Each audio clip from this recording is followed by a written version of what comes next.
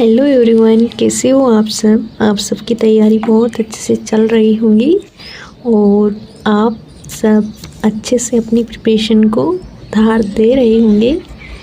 तो कल हमने लाला लाजपत राय और बंकिम चंद्र चटर्जी को पढ़ा था। उससे एक दिन पहले हमने वीडी सावरकर को पढ़ा और आज हम तिलक जी और विपिन चंद्र पाल को पढ़ेंगे और इन शॉर्ट नोट्स के ज़रिए हमारा रिवीजन हो रहा है।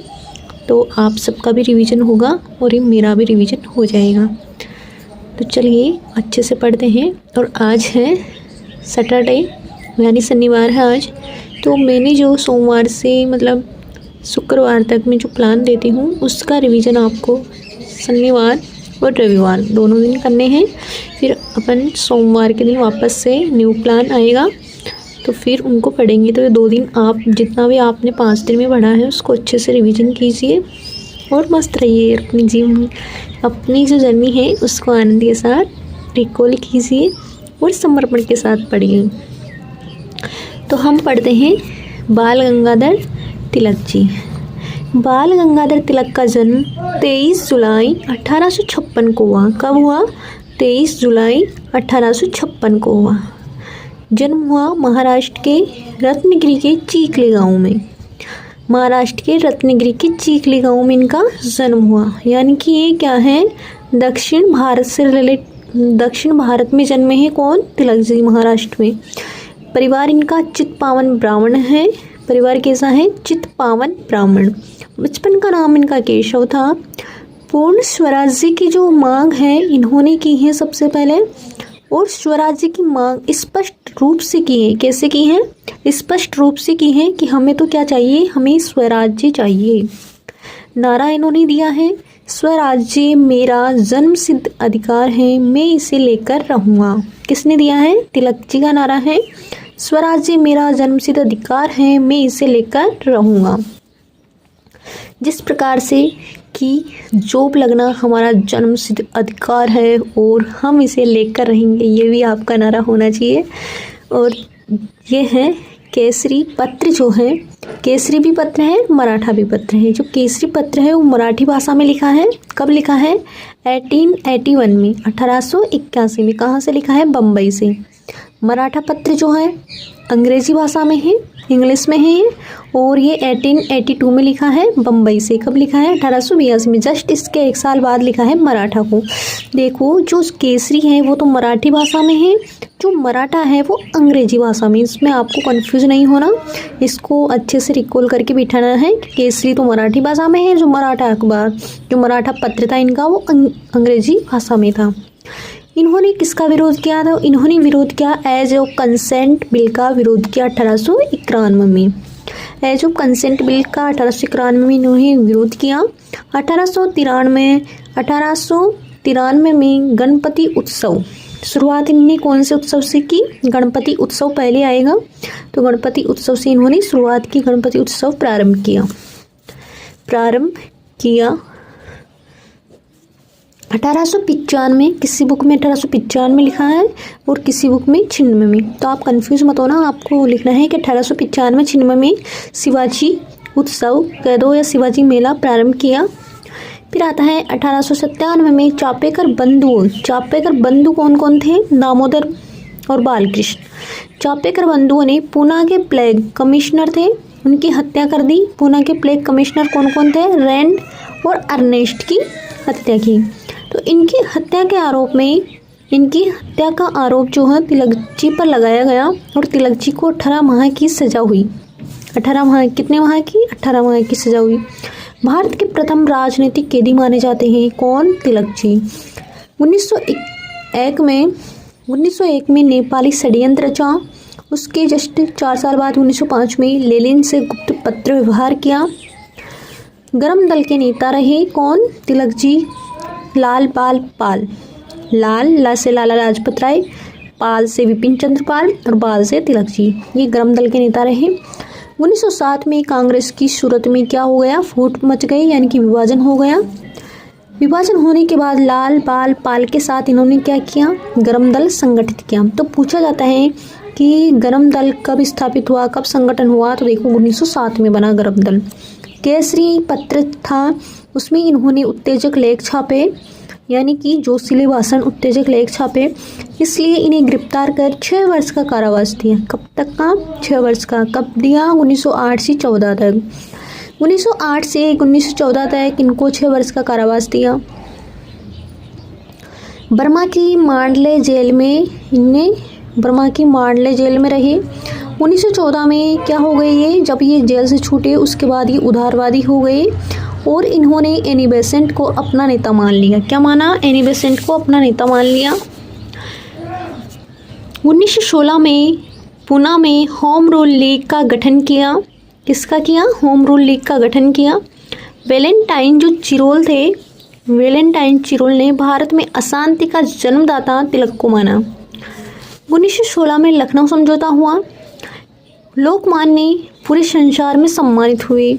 लोकमान्य नाम से पूरे संसार में क्या हुए? सम्मानित हुए। हिंदू राष्ट्रवाद का पिता कहा जाता है इनको। भारत का बेताज बादशाह कहा जाता है इनको। इनकी पुस्तकें हैं Arctic home of the Vedas. कौन कौन सी पुस्तक है? Arctic home of the Vedas. दूसरी पुस्तक है tenets of the new party.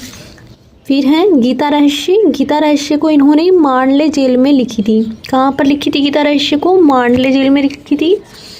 इनकी और भी बुक हैं वेदांत ज्योतिष, वेदों का काल निर्णय। तो इनकी जो इम्पोर्टेंट है बुक है, वेरी वेरी इंपॉर्टेंट होती है। क्रांतिकारियों की बुकों से हरदम क्वेश्चन पूछा जाता है, तो आपको इनको अच्छे से रिकॉल करना है कि Arctic home of the Vedas इनकी पुस्तक है, tenets of the new party है।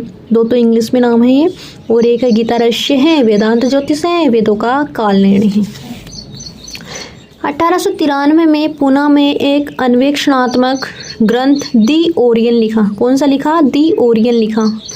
1 अगस्त 1920 में बम्बई में क्या हुई? इनकी डेथ हो गई। महात्मा गांधी ने आधुनिक भारत का निर्माता कहा। आधुनिक भारत का निर्माता महात्मा गांधी ने किसे कहा? तिलक जी को कहा। नेहरू ने इनको भारतीय क्रांति का जनक कहा। तिलक कभी भी कांग्रेस के अध्यक्ष नहीं बने थे। इनको 1918 में अध्यक्ष पद पर चुना गया, किंतु वे लंदन में थे, इसलिए इनके स्थान पर मदन मोहन जो मालवीय जी थे उनका स्थान लिया। मदन मोहन मालवीय इनकी जगह चुने गए। ये भी क्वेश्चन आया है एक बार कि तिलक जी के स्थान पर किसे अध्यक्ष चुना गया था, तो मदन मोहन मालवीय जी को। तिलक के मित्र जो हैं इनको मिस्टर ब्लंट कहकर पुकारते थे। तो यही है, और इनमें से जो अब इनको एक बार जो भी हमने पढ़ा है उसको अच्छे से हमने रिवीजन करना है। तो रिवीजन करने के लिए आपको चलना है कि जो बाल गंगाधर तिलक का जन्म है, तिलक का जो जन्म है वो 56 में होता है, महाराष्ट्र के रत्नगिरी के चिखली गांव में, चित्तपावन ब्राह्मण में, बचपन का राम केशव। पूर्ण स्वराज्य की जो मांग स्पष्ट रूप से तिलक जी ने की थी। इनका नारा था स्वराज्य मेरा जन्मसिद्ध अधिकार है, मैं इसे लेकर रहूँगा। इनके 2 पत्र थे, केसरी और मराठा। जो केसरी पत्र था वो मराठी भाषा में था। 1881 में लिखा, 1881 में बम्बई से लिखा। और मराठा जो था इंग्लिश भाषा में था, 1882 में लिखा है। उसके 1 साल जस्ट बाद वो ये भी बम्बई से लिखा। इन्होंने विरोध किया 1891 में जो कंसेप्ट बिल का विरोध किया। इन्होंने 1893 में गणपति उत्सव मनाना प्रारंभ किया। उसके 2-3 साल बाद 1895-96 में शिवाजी मेला उत्सव प्रारंभ किया। और जो है 1897 में चापेकर बंधुओं दामोदर बालकृष्ण ने पुणे के प्लेग कमिश्नर थे रैंड और अर्नेस्ट की हत्या कर दी। इनकी हत्या के आरोप में इनको 18 माह की सजा हुई। भारत के प्रथम राजनीतिक कैदी माने जाते हैं तिलक जी। 1901 में नेपाली षड्यंत्र रचना। 1905 में लेनिन से गुप्त पत्र व्यवहार किया। गरम दल के नेता रहे। 1917 में कांग्रेस की फूट विभाजन के बाद इन्होंने अपने गरम दल का संगठन किया। केसरी में उत्तेजक लेख छापने के कारण इनको 6 वर्ष की सजा हुई और बर्मा की मांडले जेल में रहे। 1914 में उदारवादी हो गए। एनी बेसेंट को अपना नेता माना। 1916 में पुणे में होम रूल लीग का गठन किया। वैलेंटाइन चिरोल इनको भारतीय शांति का जनक कहते हैं। और 1916 में लखनऊ समझौता हुआ। इनमें इनको लोकमान्य नाम से जाने गए। हिंदू राष्ट्रवाद का पिता कहते हैं इनको, भारत का बेताज बादशाह कहते हैं इनको। इनकी जो पुस्तकें हैं आर्कटिक होम द वेदास हैं, Arctic home of the Vedas हैं, टिनेटस ऑफ द न्यू पार्टी हैं, गीता रहस्य हैं, वेदांत ज्योतिष हैं, वेदों का कालीन है। 1893 में पुणे में एक अन्वेषणात्मक ग्रंथ दी ओरियन लिखा इन्होंने। 1 अगस्त 1920 को बम्बई में इनकी डेथ हुई। महात्मा गांधी ने आधुनिक भारत का निर्माता कहा इनको। नेहरू ने इनको भारतीय क्रांति का जनक कहा। तिलक कभी भी कांग्रेस के अध्यक्ष नहीं बने।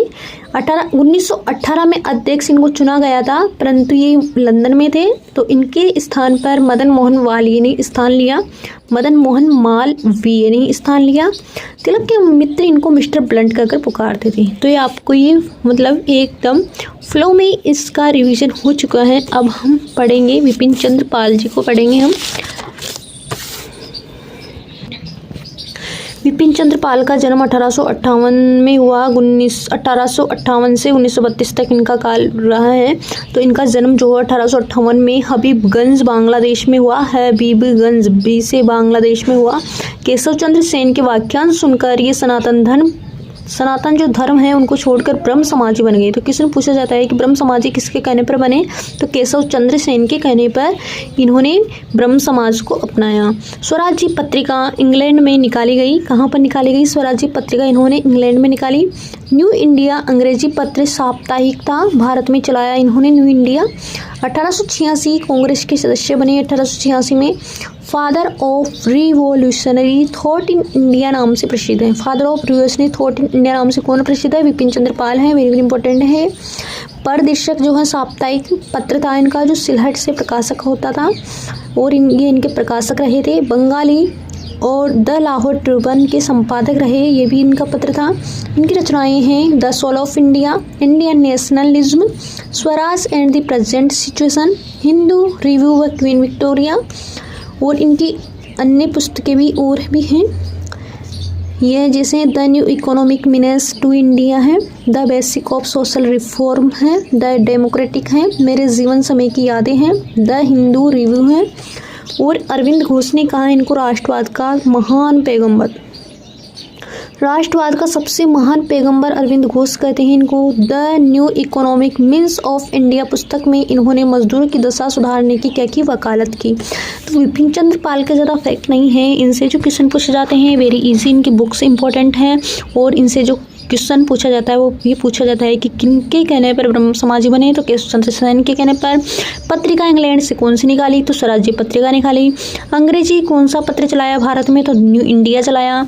कांग्रेस के सदस्य 1886 में बने। ये कौन से नाम से प्रसिद्ध हैं? तो father of revolutionary thought in India नाम से फेमस है। इन्होंने साप्ताहिक जो पत्र सिलहट से छपा, जिनके प्रकाशक रहे परदेशक हैं। ये जो है बंगाली व द लाहौर ट्रिब्यून के संपादक भी रहे। इनकी रचनाएं the soul of India very important है। इंडियन नेशनलिज्म इनकी बुक है। Swaraj and the present situation है। हिंदू रिव्यू व क्वीन विक्टोरिया इनकी बुक है। और जो है अरविंद घोष ने इनको राष्ट्रवाद का सबसे महान पैगंबर कहा। The new economic means of India पुस्तक में मजदूरों की दशा सुधारने की वकालत की। अन्य रचनाएं हैं the new economic menace to India है, the basic of social reform इनकी बुक है, वेरी इंपॉर्टेंट है ये भी। द डेमोक्रेटिक इनकी बुक है। मेरे जीवन समय की यादें हैं, और द हिंदू रिव्यू है। तो देखो द जो है इनको एक बार में याद कर लो। The new economic menace to India, the basic of social reform, the democratic, the Hindu review, और मेरे जीवन समय की यादें। तो इस प्रकार से इनको अच्छे से रिवीजन करो। बार बार जितना पढ़ोगे उतना रिवीजन होगा अच्छे से। इनसे क्वेश्चन आते हैं, और जितना बार रिवीजन होगा उतना अच्छे से हो जाएगा। थैंक यू सो मच आज के वीडियो में।